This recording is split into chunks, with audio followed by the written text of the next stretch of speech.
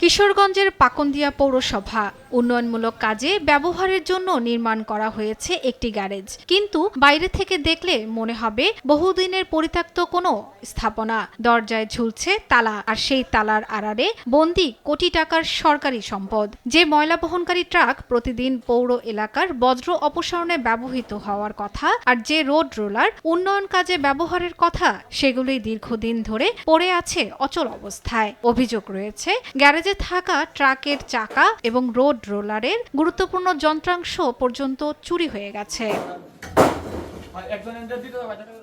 শুধু গ্যারেজের ভেতরেই নয়, বাইরেও একই চিত্র। খোলা আকাশের নিচে রোদ বৃষ্টি আর অযত্নে পড়ে আছে পৌরসভার একটি পিকআপ ও আরেকটি রোড রোলার। সময়ের সঙ্গে সঙ্গে নষ্ট হচ্ছে সরকারি এসব সম্পদ। স্থানীয়দের অভিযোগ, জনগণের করের টাকায় কেনা এসব যানবাহন বছরের পর বছর অকেজো হয়ে পড়ে থাকলেও সেগুলো সচল করতে কার্যকর কোনো উদ্যোগ নেওয়া হয়নি। এর ভিতরে সকল আছে, কিন্তু মালামাল নাই।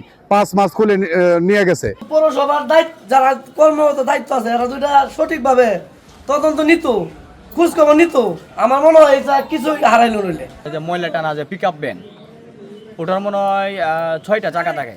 6টা চাকায় এখান থেকে দেখলাম যে ঈদের দিয়া 6টা চাকায় খুলে নিছে। যানবাহনের যন্ত্রাংশ চুরির বিষয়টি স্বীকার করেছেন দায়িত্বে থাকা পৌর প্রশাসক।